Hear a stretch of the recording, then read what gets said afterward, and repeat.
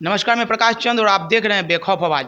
लोकसभा चुनाव 2024 चल रहा है और अभी हम पहुंचे हैं फुलवारी विधानसभा क्षेत्र में। और हमारे साथ हैं भाकपा माले के विधायक गोपाल रविदास जी। तो चलिए बात करते हैं उनसे और जानते हैं कि पाटलिपुत्र लोकसभा क्षेत्र का क्या स्थिति बन रहा है और किसका पलड़ा भारी पड़ रहा है। नमस्कार सर, मैं प्रकाश चंद्र बेखौफ आवाज से। सर, पाटलिपुत्र लोकसभा क्षेत्र में मतलब किस तरह का समीकरण आपको देखने को मिल रहा है अभी? धन्यवाद। दो तरह के गठबंधन है पूरे देश भर में। लोकसभा चुनाव को लेकर दो तरह की गठबंधन बनी है।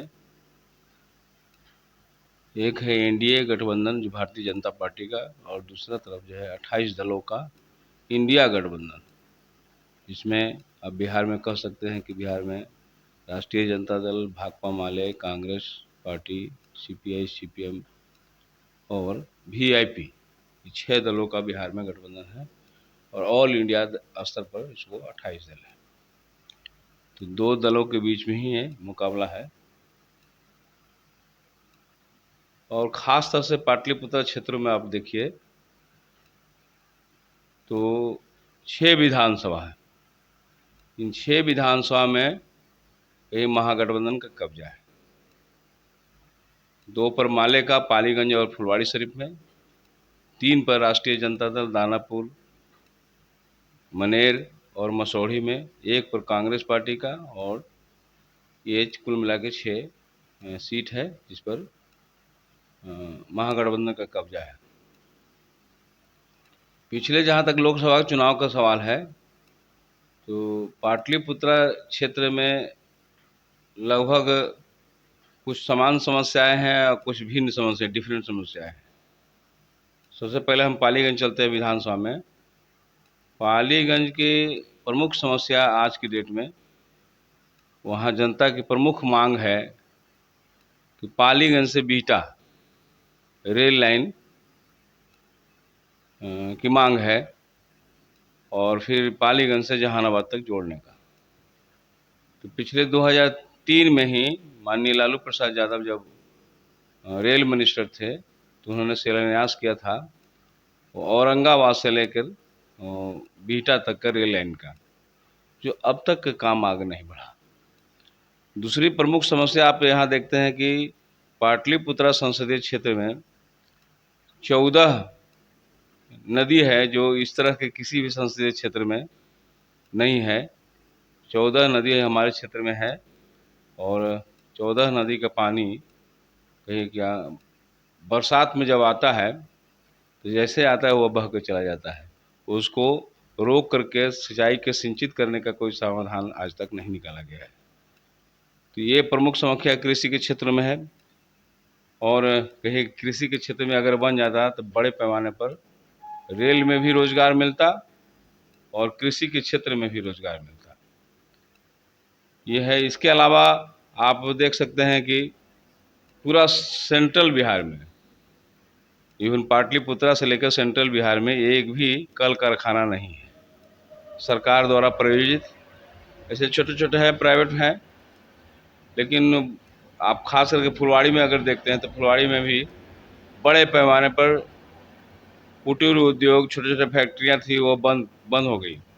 आज के डेट में मात्र बिस्कुट फैक्ट्री है, एक एक ऊँट के मुंह में जीरा के समान है, एक बिस्कुट फैक्ट्री है। तो उसमें मामूली से 150 कारीगर खटते हैं, मजदूर खटते हैं। ये प्रमुख समस्या है। तो सर, क्या लगता है कि फैक्ट्री आने से तो बेरोजगारी हटेगी, तो फैक्ट्री कौन लाएगा और कैसे आएगा, उसके लिए क्या करना होगा सर? मैंने पिछले समय से अभी 10 वर्ष से भारतीय जनता पार्टी सरकार है, मैंने मुखिया इसके नरेंद्र मोदी हैं और लगातार कई तरह की बात बोल रहे हैं। कोई मुद्दे पर बात नहीं बोले। 10 वर्षों से अगर इनकी इच्छा शक्ति होती तो साउथ बिहार में, सेंट्रल बिहार में एक फैक्ट्री बन जाता, तो यहाँ पर हमारे पढ़े लिखे नौजवानों को रोजगार मिलता। जो उनका वादा है 2 करोड़ का, वो भी उसमें काम करता, लेकिन इन्होंने इच्छा शक्ति नहीं जगाया है। रेलवे के बारे में कह रहे हैं बड़ी विस्तार कर रहे हैं, तो कुल मिला के अब देखा जाए कि निजी क्षेत्र में डाल रहे हैं। सभी सरकारी प्रतिष्ठान को संस्थानों को निजी क्षेत्र में डालते जा रहे हैं। इसमें भी जो रोजगार का साधन है, तो कुल मिला के देखिए कि संविधान पर हमला है। अब जो सरकारी स्तर पर आरक्षण है वो खत्म कर दिया गया, निजी स्तर पर निजी में तो कोई आरक्षण है नहीं, तो संविधान को धीरे धीरे खत्म करते जा रहे हैं। सर जैसे अभी आप संविधान की बात कर रहे हैं तो एक प्रश्न मेरे मन में आ रहा है। महागठबंधन के लोग बार बार मतलब हर मंच पे ये दावा कर रहे हैं कि अगर भाजपा की सरकार बनती है तो संविधान को खतरा है। सर कैसे खतरा है, एक बार थोड़ा बताइएगा। मैंने सबसे पहला उदाहरण तो बताया ना कि जो सरकारी संस्थान है, संविधान हमारा देता है, आरक्षण दे रहा है, तो तमाम जो है चीज़ों सरकारी संस्थान में तो आरक्षण है, तो तमाम सरकारी संस्थानों को निजी क्षेत्रों में डाल दिया गया और निजी क्षेत्र में आरक्षण है नहीं, तो इसके मतलब संविधान के आर्टिकलों को ख़त्म कर दिया गया। जो संविधान कहता है कि आरक्षण मिलेगा दलित लोगों का, कमज़ोर को, पिछड़े को, तो अब वो सीटें नहीं है, वैकेंसी नहीं है, और वैकेंसी चला गया कहाँ, निजी क्षेत्र में। तो निजी क्षेत्र में तो आरक्षण है नहीं, बड़े पूंजीपतियों का फैक्ट्री है, बड़े पूंजीपतियों का कारखाना है, तो निजी क्षेत्र में है नहीं, तो कुल मिलाकर संविधान का अपमान हुआ ना। संविधान का अपमान मतलब या बदलाव, उस पे मोदी जी भी एक बयान दिए थे कि संविधान को मैं तो क्या स्वयं बाबा भीमराव अंबेडकर भी नहीं बदल सकते हैं। तो इस पे आप क्या कहेंगे सर?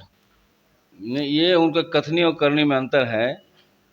वो कहते हैं कुछ और करते कुछ है। कुल मिलाकर के पूरी तरह से संविधान के बारे में उनके बड़े बड़े नेता लोग बोल रहे हैं। उनके जो आरएसएस है, मोहन भागवत कर रहे हैं कि संविधान के नए सिरे से समीक्षा करना चाहिए। अभी हाल के दिनों में लगातार जो है मुख्य गृह मंत्री आ रहे हैं, अमित शाह कह रहे हैं कि आरक्षण खत्म किया जाए। और इनके अभी आनंद कुमार हेगड़े हैं, जो लगातार जो मंत्री हैं कर्नाटक में, और केंद्रीय मंत्री हैं। बिहार में उत्तर प्रदेश के इनके नेता हैं मधु मिश्रा जी हैं। बिहार के गया में ये गवाह है, उन्होंने बोला है कि हमको 400 प्लस सीट चाहिए। 400 सीट क्यों पूछ रहे हैं अखबार वाले, मीडिया वाले, पत्र पत्रिका वाले पूछ रहे हैं, बुद्धिजीवी पूछ रहे हैं कि 400 प्लस सीट क्यों चाहिए आपको। तो उनका साफ और स्पष्ट कहना है कि हमको संविधान में बदलाव करना है। इसका मतलब है क्या है कि बाबा साहब को संविधान आज उनके अनुकूल नहीं है, वो अपने मनो अनुकूल संविधान बनाना चाहता है। और सिर्फ आज की लड़ाई नहीं है, 1925 से ही इनकी कल्पना है। और कल्पना देखने वालों में, सपना देखने वाले में श्यामा प्रसाद मुखर्जी हैं, गोलवलकर हैं, ये सब लोग हैं जो आरएसएस के बड़े नेता हैं। उन्होंने कहा कि जब आज़ादी मिलेगी तो हम 2 राष्ट्र बनाएंगे, एक इस्लामिक राष्ट्र होगा, दूसरा हिंदू राष्ट्र होगा। इस्लामिक राष्ट्र बन गया जो पाकिस्तान के रूप में है। भारत जो है हिंदू राष्ट्र नहीं बना, और हिंदू राष्ट्र नहीं बनने के पीछे इनका मन में कसक रह गया है, और यही कसक को दूर करना चाहते हैं। 2/3 बहुमत हो गया, लेकिन 400 प्लस सीट अगर चाहिए, संविधान में ऐसा प्रावधान है कि 400 प्लस अगर सीट आएगा तो संविधान में बदलाव कर सकते हैं, मनोनुकूल बना सकते हैं। और इनकी अंतिम सपना है कि जो कल्पना 1925 में देखे हैं हिंदू राष्ट्र का निर्माण किया जाए। और जिस समय बहस चल रही थी संविधान बनाने की, तो उन्होंने कहा कि संविधान बनाने की ज़रूरत नहीं है, पहले से बना हुआ संविधान है, उसी को ला के रख देना है, जिसका नाम है मनुस्मृति। तो जिसको लोगों ने खारिज कर दिया, भारत के बहुसंख्यक जनता ने इसको खारिज कर दिया कि मनुस्मृति वर्ण व्यवस्था पर आधारित है, जिसमें ब्राह्मण, क्षत्रिय, वैश्य और शूद्र की चर्चा है। आज लोग चंद्रमा पर जा रहे हैं और फिर पुरानी अवस्था में ले जाएंगे, मंजूर नहीं है। तो मेरा देश जो है बाबा साहब ने बनाया, धर्मनिरपेक्ष शब्दों को उच्चारण किए, और संविधान में अंकित है समाजवादी और धर्मनिरपेक्ष राष्ट्र होगा, जिसमें सब लोगों के कोई धर्म अपना सकते हैं, क्या खाएंगे, क्या पहनेंगे, कोई रोक टोक नहीं होगा। मंदिर में पूजा करेंगे कि मस्जिद में नमाज पढ़ेंगे, गुरुद्वारा में करेंगे, गिरजाघर में, सबको छूट होगी। तो व्यक्तिगत धर्म, व्यक्तिगत आस्था की चीज़ होगी और कोई भी अपना सकता है। सर अभी बुर्का का बयान बहुत जोर शोर से चल रहा है, मतलब हर जगह छाया हुआ है कि जो मतलब पूरा बात मैं आपको बताता हूँ कि मतलब भाजपा के नेता का नाम नहीं लूँगा, भाजपा के नेता का एक बयान आया था कि जो मुस्लिम महिलाएं होती हैं वो बुर्का पहनकर मतदान नहीं करना चाहिए उनको, मतलब उनका चेहरा देखना चाहिए। क्या यह सही है या गलत है? क्या आपकी क्या राय है सर? नहीं, ये उनका बयान बेतुका है। ये गिरिराज सिंह बिहार के मुख्यमंत्री रहे हैं, केंद्रीय में मंत्री हैं, उन्होंने वक्तव्य दिया है। वो लगातार हिंदू मुस्लिम के बीच में झगड़ा लगाने की बात ही बोलते हैं, गाय गोबर और पाकिस्तान की बात बोलते हैं।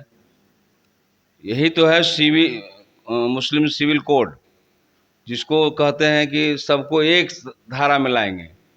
तो पूरे देश के अंदर में हर स्टेट में अलग अलग बोलियाँ भाषा बोली जाती है, पहनावा ओढ़ावा खान पीन है। क्या संभव है? ये सर, संभव नहीं है। बात को अब बिना घुमाए हम आपसे डायरेक्ट पूछना चाहते हैं कि पाटलिपुत्र लोकसभा क्षेत्र का आप भ्रमण कर रहे हैं, आम लोगों से मिल रहे हैं, और वहाँ पे भाजपा के रामकृपाल यादव जी और आरजेडी की मीसा भारती जी, इन दोनों में कट्टर मतलब अभी द्वंद्व चल रहा है। क्या लगता है जनता का क्या मूड है? मतलब जनता इस बार किसको अपना प्यार देकर विजयी बनाना चाहेगी, चाह रही है? मैंने कुल मिला के कहा जाए तो इस बार जो है पाटलिपुत्रा सहित पूरे देश भर में इंडिया गठबंधन की सरकार बन रही है और पाटलिपुत्रा में मीसा भारती जीतेगी, लगभग 1 लाख वोट से जीतेगी। सर, अभी तो हल्ला है कि ओवैसी साहब जो अपना कैंडिडेट उतारे हैं और उसके प्रचार के लिए आए हैं, तो मतलब उसके बाद से थोड़ा समीकरण बिगड़ता दिख रहा है, ऐसा है क्या? ऐसा कहीं नहीं है। आपने देखा कि पूरे कल तक जो है ओवैसी जी की जो सभा होने वाली थी वो नहीं आए, किन कारणों से नहीं है वो बता सकते हैं, लेकिन उनके सारे लोकल जो है राष्ट्रीय जनता दल में ज्वाइन किए और हम लोगों ने ज्वाइन किया। जो आपको नौहसा के जो रोजी मुखिया हैं वो हमारे साथ आए हैं। मीसा भारती ने उनको लालटेन का प्रतीक चिन्ह देकर फूल माला देकर स्वागत किया, हमने किया है। सब लोग यहाँ चले गए, आज घूम रहे हैं लोग वहाँ। लगता है कि कुछ वोट कटेगा आरजेडी का, ओवैसी साहब से कुछ वोट कटेगा? 150 के मामला तो पिछले समय विधानसभा में भी खड़ा हुए थे ना। ओवैसी की पार्टी बिहार विधानसभा में भी खड़ा हुई थी फुलवाड़ी से, और चर्चा यही था कि काट लेगा वोट, महागठबंधन के लोग हार जाएंगे, तो हम लोगों ने डिफीट कर दिया। तो एक तेज हवा है। 1000 से कम, सबसे कम कम संख्या 1000 है, मिनिमम 8000 तक लोग हैं। जब मीसा भारती घूमती है तो हुजूम एक स्वतः स्फूर्त आता है, और सब लोग कह रहे हैं, सभी सेक्शन के लोग, जितने महागठबंधन, अभी महागठबंधन में देखिए उसमें एक तो माले का एक संपूर्ण आधार है जो दलितों का है, वो उनके साथ है। राष्ट्रीय जनता दल के आधार का है, वीआईपी के लोगों का है, सीपीआई सीपीएम कांग्रेस पार्टी, इतने लोगों का समीकरण है ना। इस समीकरण बहुत भारी है और आने वाले दिनों में 4 तारीख को जो रिजल्ट निकलने का चौंकाने वाला होगा। और निश्चित रूप से इंडिया गठबंधन बढ़त बनाए हुए आज के सेंट्रल बिहार में तमाम सीटें इंडिया गठबंधन की झोली में है। जहाँ पर बीजेपी जीता है वहाँ पर भी प्रमुखता से सीट जीतेंगे, और यही नहीं 2025 में भी तेजस्वी की सरकार बनेगी। अच्छा, मान लेते हैं कि अगर केंद्र में इंडिया गठबंधन का सरकार बनता है, राहुल गांधी जी प्रधानमंत्री बनते हैं, तो क्या लगता है बिहार को मतलब कुछ जो मिलना चाहिए, जैसे कल कारखाने हो गए, रोजगार की व्यवस्था हो गई, वो सब मिलेगा क्या? बिहार के लोगों को बाहर नहीं जाना पड़ेगा, यहाँ रोजगार मिल जाएगा बिहार के रहने वाले लोगों को? सबसे पहले बात है कि इंडिया गठबंधन की सरकार बनेगी तो कौन प्रधानमंत्री बनेगा ये रिजल्ट आने के बाद ही। हाँ, हमने वादा किया है, अभी चर्चा कर रहे थे पाटलिपुत्र क्षेत्र में एक भी फैक्ट्री नहीं है, साउथ बिहार में भी एक तो फैक्ट्री है। तो हमारी सरकार बनेगी तो फैक्ट्री का निर्माण किया जाएगा। रेलवे की जो कामें बढ़ी, जो शिलान्यास हुआ था, उसको निश्चित रूप से आगे बढ़ाने का काम किया जाए। और साथ साथ हमने कहा है, इंडिया गठबंधन ने कहा कि 1 करोड़ नौजवानों को रोजगार दिया जाएगा। उन बहनों को जो गरीब बहनें हैं, जो गरीबी रेखा में हैं, उनको 1 लाख रुपया उनको रोजगार के लिए उपहार के रूप में दिया जाएगा। सर, मतलब कि अभी तक यह स्पष्ट नहीं हो पाया है कि इंडिया गठबंधन की अगर सरकार बनती है तो प्रधानमंत्री कौन बनेगा? नहीं, इसमें कैंडिडेट की कमी थोड़े है, रिजल्ट तो आने दीजिए ना, बढ़िया से बन जाएगा, सब मिलकर तय कर लेंगे। तेजस्वी यादव तो बार बार मंच से बोल रहे हैं कि इंडिया गठबंधन की सरकार बनती है तो राहुल गांधी प्रधानमंत्री बनेंगे। ठीक है, उनका अपना विचार है, लेकिन जब आएगा समय तो सब लोग मिलकर बनेंगे, इसमें कमी नहीं है। कमी है भारतीय जनता पार्टी की, वो तो एक एक आदमी है, 75 वर्ष के बूढ़ा हो गए हैं और कह रहे हैं कि हमको एक मौका और दीजिए, तीसरी बार पारी खेलने दीजिए। और 18 वर्ष के नौजवानों के लिए अग्निवीर योजना है।